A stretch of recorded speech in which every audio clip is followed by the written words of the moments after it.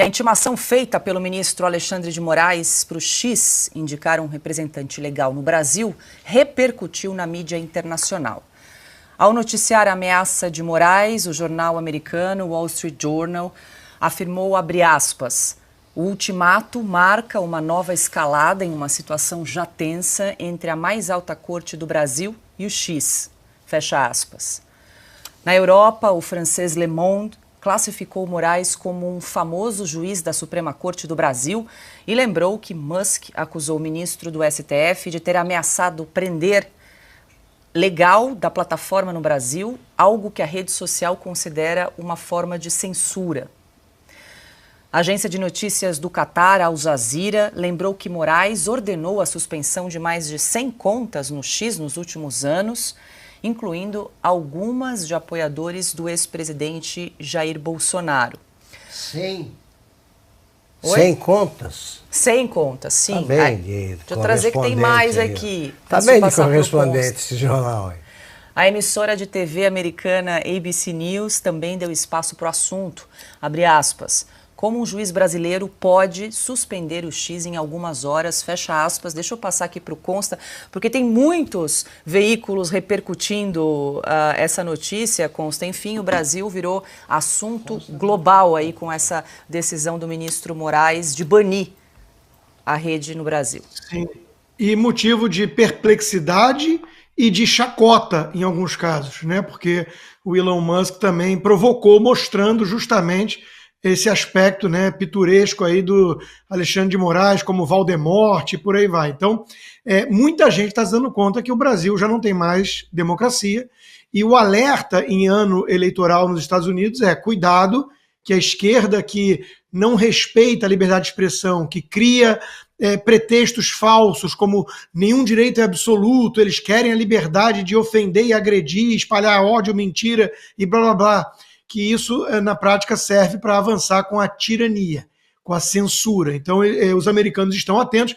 2 congressistas já se manifestaram, aquela mesma aqui congressista da Flórida, Distrito 27, Maria Salazar, né, que estendeu a foto do Alexandre de Moraes, falando que ele é um operador totalitário do direito, e o Scott, e muita gente está atenta a isso, né? O Brasil, não é de hoje, vai caminhando para se enquadrar dentro do eixo do mal.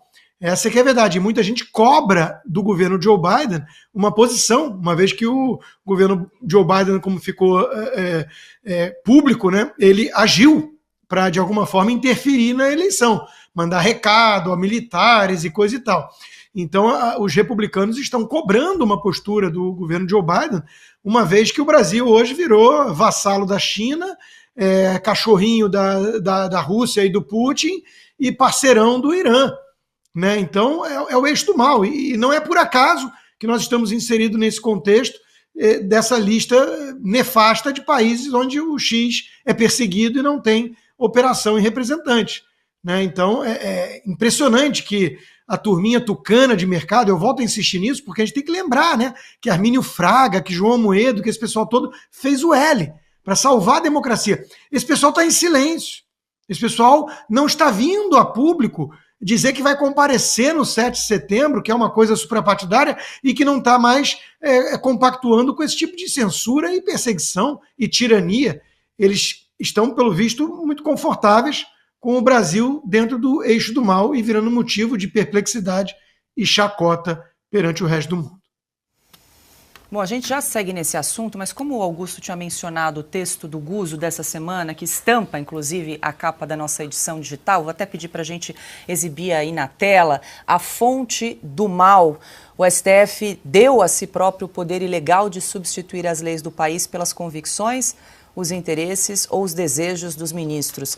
A partir daí, com os frutos da árvore contaminada, tudo o que decide é ilegal, tá? Então, a capa da nossa edição, e amanhã tem edição nova, tem edição no forno, daqui a pouco em Estúdio Oeste, Silvio Navarro vai revelar a capa da nossa edição, mas deixa eu só aproveitar para te contar, você que está aqui acompanhando o nosso programa, ainda não é nosso assinante digital, você já pode fazer a assinatura também através do nosso WhatsApp. É bem simples, você pode apontar a câmera do seu celular para o QR Code ou então enviar uma mensagem para o nosso WhatsApp. O número está na tarja, o 11 94239 9799. É só mandar um oi, um olá, tudo bem? Entre em contato com a nossa produção, que eles vão, então, mandar sugestões aí de planos de assinatura para você. Fazer o pagamento, você pode optar via Pix. Depois é só enviar esse comprovante nesse próprio número do WhatsApp aqui para a nossa equipe, que vai se encarregar, então, de finalizar todos os trâmites da sua assinatura digital. Depois é só baixar o aplicativo e aproveitar, então, a leitura. Hoje é quinta-feira, tem edição no forno, amanhã tem edição nova, sexta-feira a gente sempre recebe aqui no Estúdio Oeste a nossa diretora de redação, Branca Nunes, para trazer os destaques. O Silvio também antecipa a capa em Estúdio Oeste, então corre, entra aqui pelo QR Code ou pelo número do WhatsApp 11 942 39 9799. Entre em contato aqui com a nossa equipe e faça a sua assinatura, então, via Zap Zap. É rápido e prático. Agora, 19 horas e 22 minutos. Deixa eu passar aqui para o Piotto. A gente está trazendo aqui a repercussão internacional dessa medida do ministro Alexandre de Moraes, Piotto. E eu trouxe aqui a manchete da ABC News. E aí você até chamou a atenção porque em inglês eles usam one minister, né? O numeral, ou seja, eles ressaltam muito bem a questão de um único, apenas um juiz decidiu e suspender, né? Pode suspender o X em algumas horas. Está aí, então, a manchete da ABC News chamando a atenção para o poder nas mãos de um único juiz no Brasil. É a mesma expressão que o New York Times utilizou durante a campanha eleitoral. Um único homem decide o que pode ou não ser dito no Brasil. Que é uma cultura americana, não, claro, da Corte Suprema deles, que não faz sentido essas decisões monocráticas. O Michael Schellenberg também usa muito essa expressão. Um único juiz. O Glenn Greenwald também faz esse uso da expressão, porque isso não cabe. Não cabia também no Brasil. Mas, de repente, o Supremo começou no pecado original, lá em 2019, nesse primeiro inquérito. E o ministro Moraes hoje pode tudo, inclusive atropelar entendimentos do Supremo, porque se ele não considera o Supremo em todas as decisões que toma, e algumas são completamente fora da lei, no entendimento que o próprio Supremo tinha, o Supremo nunca afrontou liberdade de expressão, até recentemente. O que mudou? Aí vem um pouco dessa lógica de tratar a Constituição dentro desse entendimento chamado novo constitucionalismo, que tudo é principiológico, tudo é princípio. Não, a Constituição tem regra. Uma cláusula pétrea é pétrea porque ela é regra, é só daquele jeito que pode ser aceito, não pode ser modificado. A história da liberdade de expressão. Mas como é princípio, então a gente vai entendendo. Agora pode, agora não pode, depende, até segunda-feira. E com isso o Supremo consegue se dar mais poder. Vamos lá que daqui a pouco um juiz na primeira instância acha que pode intimar todo mundo agora pela rede social. Não vai mandar mais o oficial de justiça. O que vai acontecer? A parte vai reclamar. O que vai acabar no Supremo? Aí o Supremo vai falar assim, bom, neste caso pode. É mais uma tarefa que o Supremo se dá para dizer o que pode e o que não pode. Sendo que, lembrando Nelson Jobim recentemente na entrevista à CNN, que convenhamos, ele não desmentiu a entrevista, ele só depois naquele comunicado elogiou o ministro Alexandre de Moraes, mas ele não desmentiu as críticas que fez. Ele disse assim, Supremo não tem que interpretar a Constituição. Ele só disse se é legal ou se é ilegal. Porque a interpretação é a criação de uma nova lei, um novo entendimento, que é exatamente essa coisa desse novo constitucionalismo, que tem entre seus defensores o ministro Barroso, que é o presidente da Corte. Então tudo é um princípio. Este caso, o Silvio anotou aqui o que o doutor Massilia falou de jurisprudência de exceção.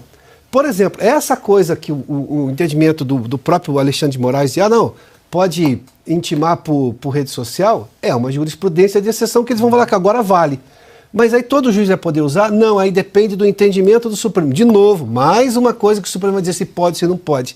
Ele se arroga poderes todo dia e cada dia mais. Nós acabamos com a estrutura judicial brasileira da primeira e da segunda instância. Pouco importa o que decida a primeira e a segunda instância, mesmo que esteja no rigor da lei. O Supremo é que vai chegar e dar a última palavra. O nome disso é poder moderador, que é o grande sonho deles. Não tem na lei, mas eles se permitem isso. Nós temos um poder moderador no país, completamente fora da Constituição, porque não está previsto.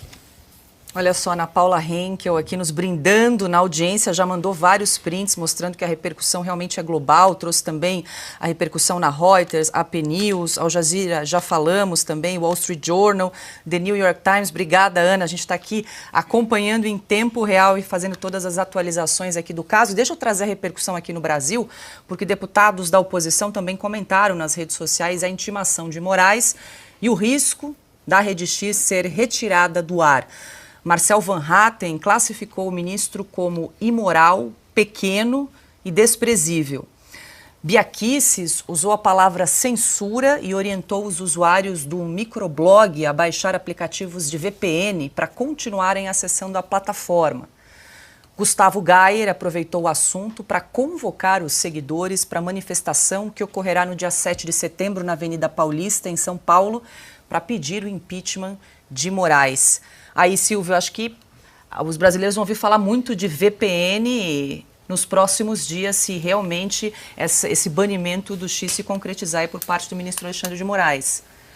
Acho que sim, Paula. Agora, olha só, e a Ana trouxe aqui no nosso grupo, né, do programa, e você acabou de citar a repercussão, especialmente nos Estados Unidos, é claro, país assustado. Quando você diz um único homem, um único ministro pode decidir o que se pode falar ou não em rede social, decide derrubar perfis. Na Europa tem sido assim também a repercussão. Eu estava acompanhando aqui nesses últimos minutos as agências de notícia pelo mundo todo. É claro, o mundo está olhando para o Brasil, porque é uma preocupação. O Brasil é um país com dimensão continental, na América Latina. O mundo já assiste com preocupação o que está acontecendo na Venezuela. Os Estados Unidos assistem com preocupação o que está acontecendo na Venezuela, mas agora parece que temos uma nova dor de cabeça na América, no continente americano, o Brasil. O Brasil pode passar para uma lista, e nós vamos repetir isso à exaustão aqui. Aliás, a Revista Oeste foi precursora, uma capa de José Roberto Guzzo, publicada com a lista dos países, e faltava ticar o Brasil. Mas já estava lá a China, a Coreia, o Irã, a Rússia, Mianmar, Turcomenistão, Nigéria, Venezuela, recentemente, e o Brasil, faltava ticar. Talvez nós estamos diante de uma possibilidade real nas próximas horas de fazer parte desta lista, que é uma lista ingrata, difícil de engolir para um país que ainda diz ser uma democracia constitucional. O mundo está preocupado. O Congresso brasileiro, boa parte dele, também acompanha com preocupação. Essas foram as manifestações de deputados. Senadores também se manifestaram nesse sentido, mas não há uma maioria no Senado capaz de pressionar o presidente Rodrigo Pacheco a ponto dele deixar aquele estilo que no passado era visto só como um pamonha. Mas agora não, agora ele é cúmplice de algo muito maior, porque ele está à frente do Congresso Nacional, a casa regulatória com poder constitucional para pautar o impedimento do ministro Alexandre de Moraes. Cabe a ele pautar o impedimento do ministro Alexandre de Moraes. Há diversas interpretações por aí na praça. Sim, possíveis, mas bastaria a caneta dele, mais nada, a boa vontade dele de entregar aos outros 80 integrantes daquela casa a decisão democrática. Em democracia é assim que funciona. E não com uma única caneta, como age Alexandre de Moraes. Rodrigo Pacheco parece agir da mesma forma. A caneta dele impede que tenha andamento um pedido de impeachment. E o mundo, finalizo, Paula, assiste com preocupação que o Brasil passe a fazer parte dessa lista, aqui dentro do nosso continente, da América, um país que vai tolher a liberdade de expressão, que vai riscar uma plataforma com 22 milhões de pessoas prejudicadas por isso. Tem gente que usa o Twitter para trabalhar, tem gente que faz do Twitter um ofício. Se é tóxico ou não, como o doutor André Marsiglia acabou de dizer, não importa, porque é um julgamento próprio achar que o que o outro diz é ruim. Liberdade não é aquilo que só interessa a mim. E assim se constrói uma sociedade plural. Isso o gabinete do ministro Alexandre de Moraes parece não compreender.